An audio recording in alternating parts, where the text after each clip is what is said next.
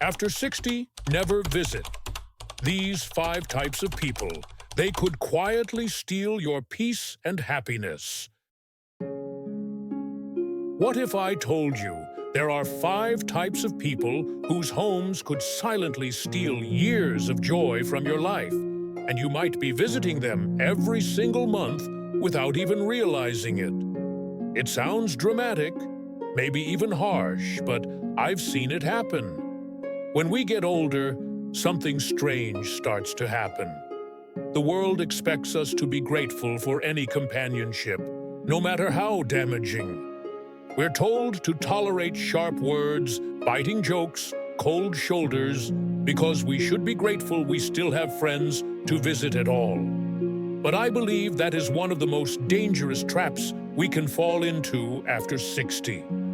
Our time is more precious than ever. Our hearts are softer, our emotions closer to the surface, and every minute we give away to someone who tears us down is a minute we will never get back. Those moments, no matter how small, build up like hidden rust, weakening our sense of peace, our confidence, and our joy.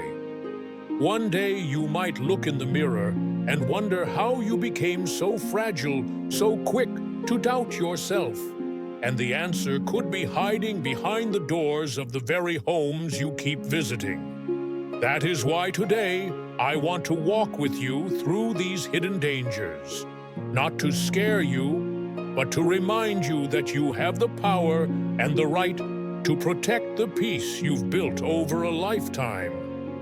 I will share the stories of people just like you who learned sometimes painfully that guarding their emotional health meant being brave enough to say no.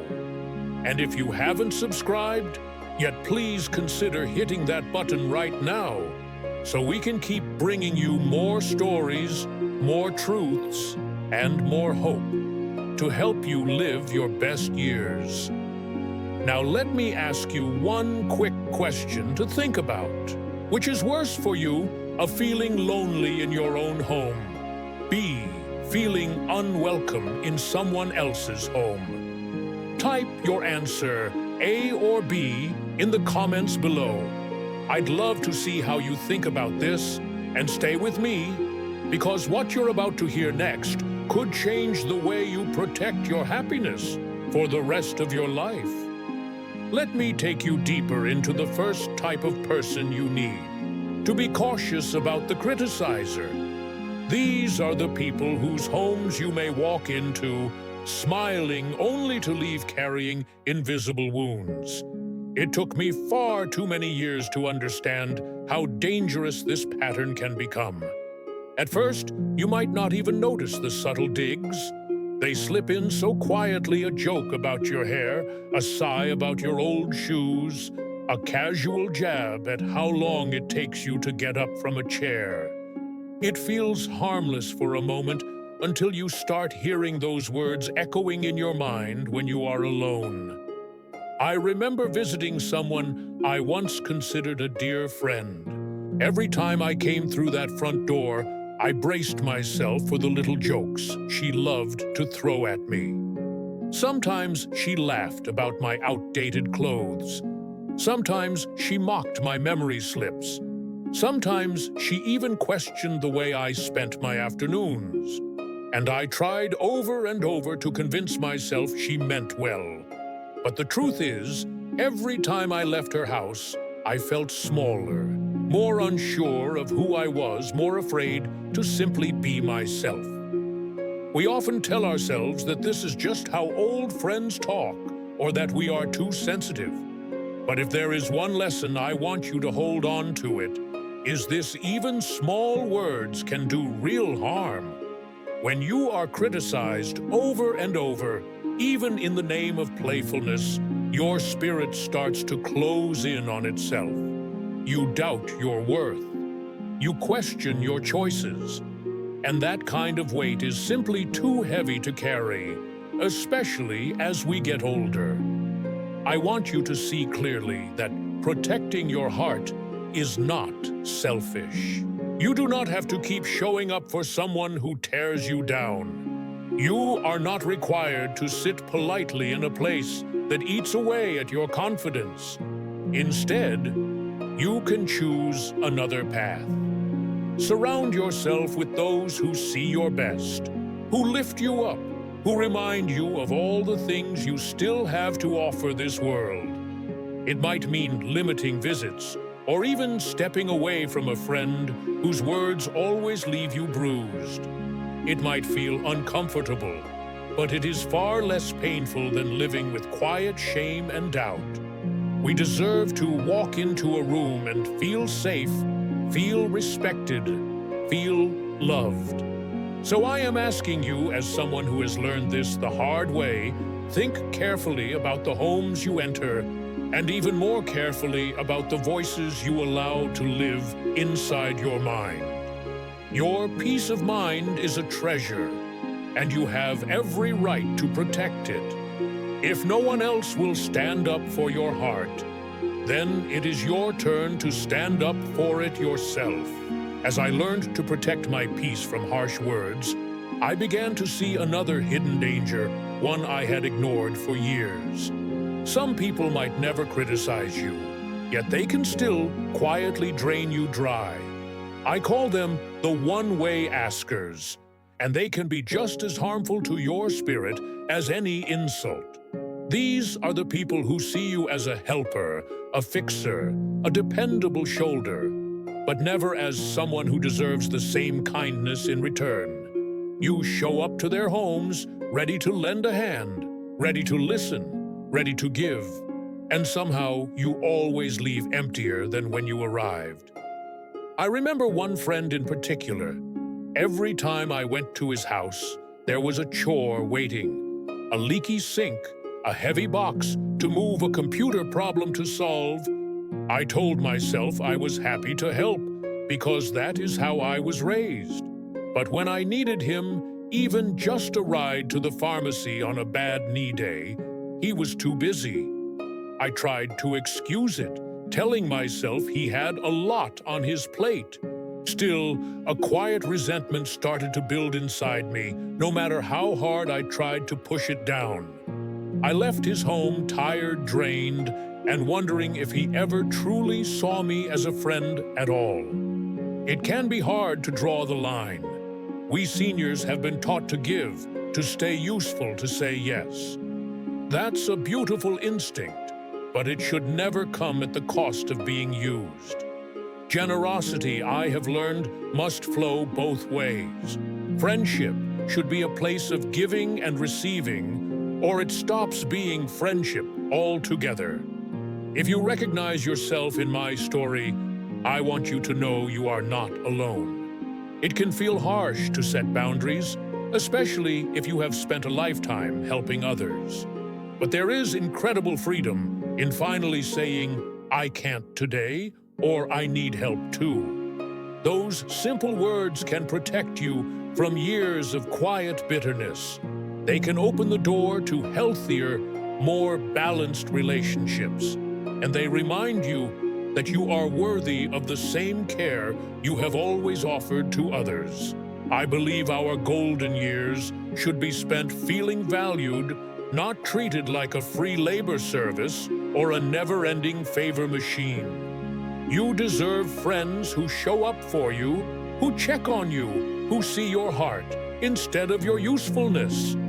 So look closely at who calls you over and why. And remember, you have the right to save your strength for the people who truly respect it. After I opened my eyes to those who only took and never gave back, I thought I had learned how to protect my heart. But then I stumbled into another quiet heartbreak, visiting people who never made me feel welcome at all. It might sound strange, but you can stand in someone's kitchen, breathing the same air, and still feel like a burden on their time. These are what I call the unwelcomers, and their silent signals can cut deeper than any sharp word. They rarely say it out loud, but you can read it in their eyes, in the way they glance at the clock, the moment you step inside in the tightness of their voice when they ask how long you plan to stay. Maybe they rush around wiping counters instead of sitting down with you, or they check their phone while you're sharing something that matters to you. It's a message you hear loud and clear. Even if no one speaks it, you are interrupting their life. It happened to me with someone I cared about deeply. At first, I didn't notice it because I was so eager to catch up. But visit after visit, I could feel the warmth fade. The greetings turned shorter, the conversation felt rushed, and there was always another task they had to jump back to. I drove home after those visits with a tightness in my chest, wondering if I was too needy, too talkative, too old to be worth their time. That quiet shame followed me for days. I believe there is a hidden pain in being made to feel unwelcome, especially in a season of life when companionship should be a blessing, not a chore. No one deserves to feel like they are intruding simply by showing up. I had to remind myself that my presence is a gift. My stories, my laughter, my heart, they are gifts. And if someone cannot see them that way, perhaps their door is not one I need to keep knocking on. Of course, not every unwelcomer is cruel on purpose. Sometimes people are overwhelmed, distracted, or don't realize how their behavior affects us. That's why I gently spoke up. I explained how hard it was to feel unwelcome, and in some cases, it helped us reconnect on kinder terms. But in other cases, it didn't change. I had to choose to visit less, to protect the peace I had worked so hard to build inside myself. I hope you remember this the next time someone makes you feel like an inconvenience. You have every right to walk into a space and feel respected, valued, and seen. You are not a burden. You are a human being with a lifetime of wisdom and love to share. And you deserve to share it with people who truly want you there. If you ever forget that, let my story remind you, no one gets to treat you like an obligation. You are worth so much more. After walking away from homes where I felt like an unwelcome guest, I thought I had finally learned to protect my peace. But there was another trap waiting, one I hadn't seen coming, because on the surface it looked so harmless. These were the homes where gossip flowed like water, where small talk quickly turned into tearing others down. I never realized how dangerous that current could be until I found myself swept up in it. It usually starts so easily, doesn't it? You sit down with a friend, someone you trust, and before you know it, they're sharing stories about a neighbor's divorce or a relative's money problems. At first, it feels like a guilty kind of entertainment, something to fill the silence. You might even laugh along just to fit in, but then the darkness creeps in. The negativity clings to you long after you leave, like smoke in your hair, a reminder that something precious has been stained. I remember one woman in particular, a neighbor who always seemed warm and friendly, the kind of person who knew everyone's name. Whenever I visited her, the conversation shifted toward other people's failures. Who was gaining weight? Whose son couldn't keep a job? Who might be cheating? I left those visits with a tightness in my chest, worried she might talk about me the same way once I was out the door. I felt dirty, like I had joined in a ritual that tore down people who weren't even there to defend themselves. I realized how that poison seeps into your spirit. You start to question everyone. You grow suspicious and uneasy, even around the people you love. Gossip creates a world where no one is safe, where trust slowly withers away. I decided I couldn't live in that world anymore. So I made a quiet promise to myself. I would not spend my precious days listening to cruel whispers. I would choose friends who spoke about ideas, about dreams, about the good in people, instead of picking apart their flaws. That one decision brought a calm back into my heart I hadn't felt in years. If you find yourself surrounded by voices that celebrate tearing others down, step away. It is never harmless. Words have the power to lift up or destroy, and I believe the later chapters of our lives should be filled with encouragement, with hope, with peace. Let their conversations go on without you. Save your spirit for stories that build you up, because you still have so much goodness left to give, and you deserve to share it in a world where kindness is not an afterthought, but a priority. After stepping away from the poison of gossip, I thought my path to peace was finally clear. But there was one more test waiting for me, and it struck at the deepest part of who I am. I'm talking about visiting people who dismiss your values, those who mock what matters to you, or try to push you away from your own beliefs. It took me a long time to recognize just how much damage that can do, even when it looks subtle on the surface.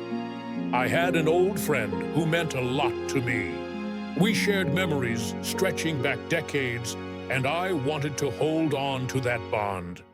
But over time, I saw how he rolled his eyes whenever I talked about my faith, or how he scoffed when I mentioned wanting to stay active and healthy, instead of following his habits. There was always a joke about how old folks should just relax and enjoy bad habits, and every time I resisted, he pushed harder. At first, I thought maybe I was being too rigid. Maybe I should be more open-minded. But then, I noticed the cost. After each visit, I felt uneasy. I felt like I'd betrayed myself just to keep the peace. I started dreading the conversation, worrying I'd have to defend the things I hold sacred. And that dread ate away at me far worse than any harsh word or chore could ever do. If you've ever sat quietly while someone made fun of your beliefs, you know what I mean. It feels like a small betrayal of your own heart. It steals your courage little by little until you doubt whether your principles are worth fighting for. But they are. They absolutely are. Because those principles are the threads that hold your life together. Without them, you lose yourself. So I finally found my voice. I told my friend calmly and firmly that I would no longer sit there while he mocked what I believe. I explained how painful it was to feel pressured to abandon my values just to stay in his good graces. He didn't take it well, but I knew I had made the right choice. If someone cannot respect the foundation of who you are, they have no right to stand on your welcome mat. Your beliefs are precious, woven from a lifetime of experience, hardship, and hope. No one has permission to trample them. The older we get, the more vital it is to surround ourselves with people who honor our convictions, who lift us up, rather than try to tear us away from our true selves. Protect those beliefs fiercely. They are your roots, and you cannot thrive if someone is constantly trying to cut them down. When I look back on these stories, the criticizers, the one-way askers, the unwelcomers, the gossipers, and the value dismissers, I see a pattern that feels painfully familiar for many of us. We have spent our lives showing up for others, offering our help, our time, our loyalty, our good intentions. We believed that made us good people, and it does. But what no one told us is that goodness without boundaries becomes a doorway for pain. Each time we tolerate a cold shoulder, a careless insult, or a manipulative guilt trip, we teach ourselves to accept less than we truly deserve. And that acceptance quietly robs us of the peace and dignity we have earned over a lifetime. It took me decades to see that my time is as valuable as anyone's, that my heart deserves to rest in places where I am wanted, respected, and celebrated. Every moment I spend with people who drain me is a moment I cannot spend with those who lift me up. I want you to hear this with all your heart. You have the right to choose differently. You have the right to step away even from people you have known for years, if their presence leaves you doubting your worth. It is never too late to protect your peace, never too late to draw a line that says, "I matter." Here is the deeper lesson I hope you carry: your peace is sacred. It is the home inside your heart that no one has the right to vandalize. From this day forward, measure every visit, every conversation, and every relationship against one question. Does this make me feel whole, or does it break me apart? Then choose bravely to go where you feel whole. That choice will shape the rest of your life into something kinder, freer, and more joyful.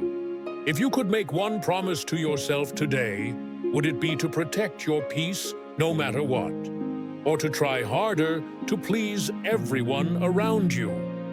Please write A if you choose to protect your peace, or B if you feel pleasing others is still more important. Share your answer politely in the comments so we can learn from each other's views. And if you found these stories meaningful, please consider subscribing to this channel and maybe even making a small donation so we can keep bringing you honest, heartfelt messages like this in the future. Your support means the world, and it helps keep these conversations going for everyone who needs them.